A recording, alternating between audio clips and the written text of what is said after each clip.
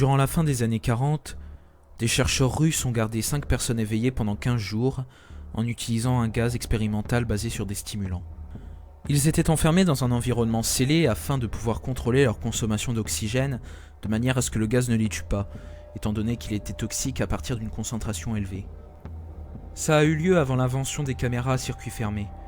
Il n'avait donc que des microphones et des fenêtres de verre épais d'une douzaine de centimètres en forme de hublot qui permettaient de les surveiller. La chambre était équipée de lits d'appoint sans literie, d'eau courante et de toilettes, et contenait des livres et suffisamment de nourriture sèche pour qu'ils puissent tenir à 5 pendant plus d'un mois. Les sujets de test étaient des prisonniers politiques jugés ennemis de l'État durant la Seconde Guerre mondiale. Tout s'est bien passé pendant les 5 premiers jours. Les sujets ne se plaignaient que rarement, car on leur avait promis qu'ils seraient libres s'ils acceptaient de subir le test et de ne pas dormir pendant 30 jours, bien que la libération fût hors de question. Leurs conversations et leurs activités étaient surveillées, et on a pu noter qu'ils ne parlaient que d'incidents de plus en plus traumatisants dans leur passé. Le ton de la conversation devenait beaucoup plus sombre après le 4e jour. Au bout de 5 jours, ils ont commencé à se plaindre à propos des circonstances et des événements qui les avaient menés là où ils se trouvaient et à montrer des signes de paranoïa sévères. Ils ont arrêté de se parler et, à la place, se sont mis à parler au microphone et au miroir sans teint des hublots. Curieusement, ils semblaient penser pouvoir gagner la confiance des expérimentateurs en se retournant contre leurs camarades, les autres sujets de test en activité avec eux. Les chercheurs ont tout d'abord supposé qu'il s'agissait d'un effet du gaz. Après 9 jours, le premier d'entre eux a commencé à crier.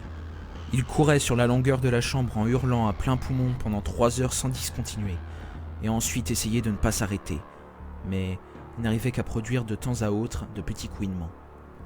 Les chercheurs ont pensé qu'il s'était déchiré les cordes vocales. Le plus surprenant dans ce comportement, c'est la manière dont les autres sujets ont réagi, ou plutôt, n'ont pas réagi. Ils ont continué à murmurer à l'attention des microphones jusqu'à la seconde où les cris ont commencé. 2 des captifs qui ne criaient pas ont alors désossé des livres, ont enduit toutes les pages avec leurs propres excréments et les ont collés sur le verre des hublots. Les cris se sont rapidement arrêtés. Les murmures adressés au micro également. 3 jours se sont écoulés. Les chercheurs vérifiaient les micros chaque heure pour être sûrs qu'ils fonctionnaient, car ils pensaient qu'il était impossible que 5 personnes enfermées dans une pièce ne produisent aucun son. La consommation d'oxygène dans la chambre indiquait qu'il devait être tous les 5 en vie. En fait, elle correspondait à la quantité d'oxygène que 5 personnes consommeraient pendant un exercice physique extrêmement ardu. Le matin du 14e jour, les chercheurs ont fait quelque chose qu'ils avaient dit qu'ils ne feraient pas pour obtenir une réaction des captifs. Ils ont utilisé l'interphone de la chambre, espérant provoquer une quelconque réponse des détenus. Ils avaient peur qu'ils soient morts ou dans un état végétatif. Ils ont annoncé « Nous allons ouvrir la porte pour tester les microphones. Restez loin de la porte et allongez-vous sur le ventre par terre ou vous serez abattus. Si vous respectez ces règles, l'un de vous gagnera sa liberté. » À leur grande surprise, ils ont entendu une seule phrase prononcée d'une voix calme « Nous ne voulons plus être libérés. » Des débats ont éclaté entre les chercheurs et les forces militaires qui finançaient le projet. Comme il était impossible d'obtenir d'autres réponses en utilisant l'interphone, il a finalement été décidé que la porte de la chambre serait ouverte à minuit, le 15e jour.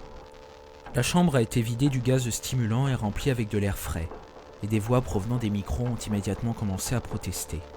3 voix différentes ont commencé à supplier, comme s'il en allait de la vie de l'amour de leur vie, de remettre le gaz. La chambre a été ouverte et des soldats ont été envoyés à l'intérieur pour retrouver les sujets du test. Ils ont commencé à hurler plus fort que jamais et les soldats ont rapidement fait de même lorsqu'ils ont vu ce qui était à l'intérieur. 4 des 5 sujets étaient toujours vivants, bien que l'état dans lequel ils étaient ne fût pas qualifiable de vivant. Les rations de nourriture des 5 jours précédents n'avaient pas été touchées. Il y avait des morceaux de chair, des cuisses et du torse du sujet mort enfoncés dans le drain au centre de la chambre, le bouchant et permettant une dizaine de centimètres d'eau de s'accumuler sur le sol. La portion de cette eau, qui était composée de sang, n'a pas été déterminée. Les 4 sujets survivants avaient également de grandes portions de muscles et de peau arrachées sur leur corps. La destruction de la chair et les os à l'air libre sur leurs doigts indiquaient que les blessures avaient été infligées à la main et non avec les dents, comme le chercheur l'avait pensé depuis le début. Des observations plus précises de la position et de l'angle des blessures ont montré que la plupart des blessures, si ce n'était toutes, avaient été infligées par eux-mêmes. Les organes abdominaux sous la cage thoracique des 4 sujets avaient été retirés.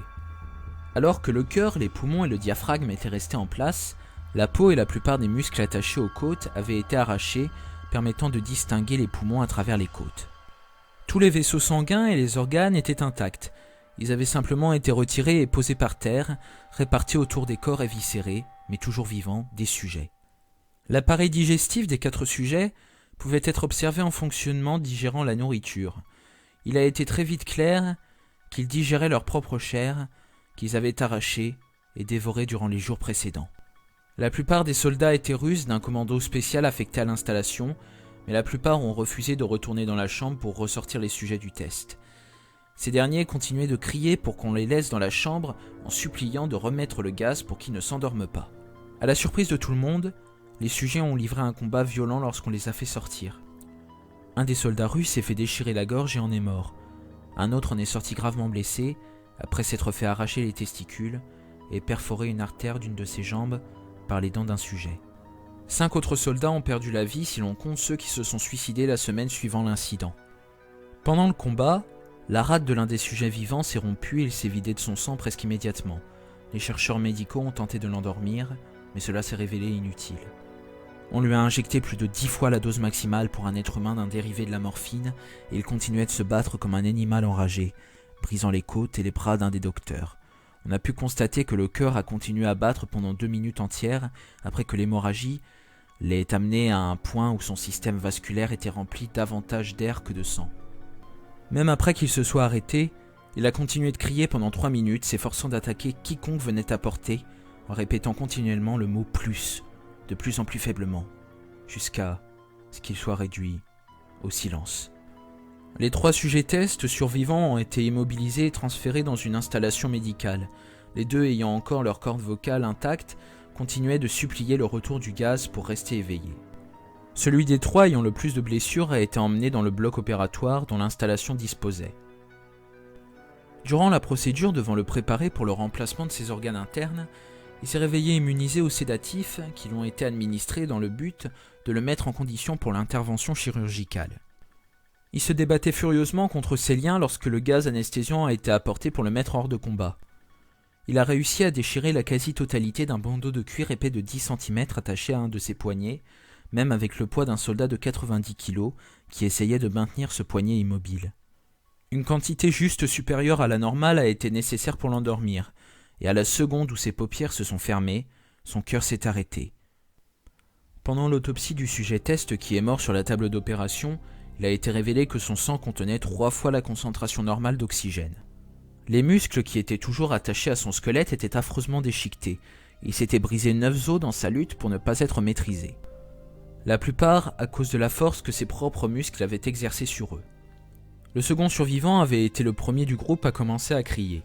Ses cordes vocales étant détruites, il était incapable de supplier ou de protester contre l'opération et n'a réagi qu'en secouant violemment la tête pour montrer sa désapprobation lorsque le gaz anesthésique a été amené près de lui. Il a secoué la tête pour faire oui lorsque quelqu'un a suggéré, à contre-cœur, d'essayer l'opération sans anesthésie et n'a pas réagi pendant les 6 heures qu'ont nécessité le remplacement de ses organes abdominaux et la tentative de les recouvrir avec ce qui restait de peau.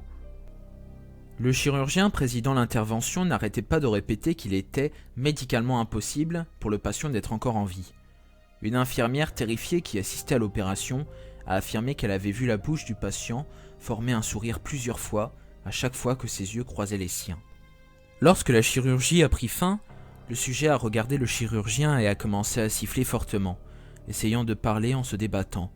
Supposant que ça devait être important, le chirurgien a demandé à ce qu'on lui apporte un crayon et un calepin afin que le patient puisse écrire son message. Il était simple. Continuez à couper. Les 2 autres sujets tests ont subi la même intervention, tous les 2 sans anesthésie. Cependant, il a été nécessaire de leur injecter un paralysant pendant la durée de l'opération. Le chirurgien n'arrivait pas à effectuer la chirurgie pendant que les patients riaient continuellement. Une fois paralysés, les sujets pouvaient seulement suivre les médecins des yeux. Le paralysant a été éliminé de leur système après une période anormalement courte et ils ont rapidement essayé de s'échapper. Au moment où ils ont pu recommencer à parler, ils ont recommencé à demander le gaz stimulant. Les chercheurs ont essayé de leur demander pourquoi ils s'étaient infligés ces blessures, Pourquoi ils avaient arraché leurs propres entrailles et pourquoi ils voulaient de nouveau le gaz?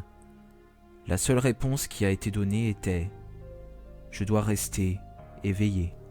Les liens des 3 sujets ont été renforcés et ils ont été replacés dans la chambre en attendant de savoir ce qu'on allait faire d'eux. Les chercheurs, faisant face à la colère des bienfaiteurs militaires à cause de leur incapacité à atteindre le but qui leur avait été fixé, ont pensé à les euthanasier. L'officier commandant, un ancien agent du KGB, a au contraire vu du potentiel en eux et a voulu voir ce qui se passerait si on les replongeait dans le gaz. Les chercheurs s'y sont formellement opposés, mais leurs objections ont été ignorées. Afin de les préparer à être de nouveau scellés dans la chambre, les sujets ont été connectés à un moniteur électrocéphalographique et leurs liens ont été renforcés pour un confinement à long terme. À la surprise générale, ils ont tous les 3 arrêté de se débattre au moment où quelqu'un a laissé échapper qu'on allait les remettre dans le gaz. Il était évident qu'à ce moment, ils avaient énormément de mal à rester éveillés. Un des sujets qui pouvait encore parler fredonnait d'une voix forte et sans s'arrêter. Le sujet muet appuyait ses jambes de toutes ses forces, d'abord la droite, puis la gauche, puis de nouveau la droite, afin d'avoir quelque chose sur quoi se concentrer. Le dernier sujet gardait sa tête au-dessus de son oreiller et clignait des yeux rapidement. Ayant été le premier à avoir été relié à l'électroencéphalogramme, la plupart des chercheurs observaient ces ondes cérébrales avec surprise. Elles étaient normales la plupart du temps, mais affichaient parfois inexplicablement une simple ligne. C'était comme s'il subissait plusieurs morts cérébrales avant que tout ne redevienne normal. Comme il se concentrait sur le papier qui sortait du moniteur, seule une infirmière a vu ses paupières se fermer au moment où sa tête est retombée sur son oreiller. Ces ondes cérébrales se sont immédiatement muées en celles du sommeil profond, puis la ligne droite est apparue pour la dernière fois, alors que son cœur s'arrêtait. Le seul sujet restant en état de parler s'est mis à crier pour être scellé immédiatement. Ces ondes cérébrales montraient la même ligne droite que celui qui était mort après s'être endormi. Le commandant a donné l'ordre de sceller la chambre avec les 2 sujets à l'intérieur, ainsi que 3 chercheurs. Un des 3 qui ont été nommés a immédiatement sorti son revolver et a tiré une balle entre les 2 yeux du commandant, puis a retourné son arme contre le sujet muet, lui faisant également sauter la cervelle. Il a ensuite pointé son arme vers le sujet restant, toujours attaché au lit tandis que les membres restants de l'équipe médicale et de recherche fuyaient la pièce. « Je ne me laisserai pas enfermer là-dedans, avec ces choses. Pas avec vous, a-t-il crié à l'homme attaché à la table. « Qu'est-ce que vous êtes, a-t-il demandé. Je dois le savoir. » Le sujet a souri. « Est-ce que vous avez oublié si facilement, répondit le sujet. Nous sommes vous. Nous sommes la folie qui est cachée en chacun d'entre vous, suppliant d'être libéré à tout moment dans votre esprit animal. Nous sommes ce dont vous vous cachez toutes les nuits dans vos lits. Nous sommes ce que vous réduisez au silence, à la paralysie, lorsque vous rejoignez le paradis nocturne que nous ne pouvons fouler. » Le chercheur a marqué un arrêt, puis il a visé le cœur du sujet et a fait feu. L'électroencéphalogramme a alors affiché une ligne droite, tandis que le sujet s'étranglait, laissant faiblement échapper ces quelques mots. « Si près d'être libre. »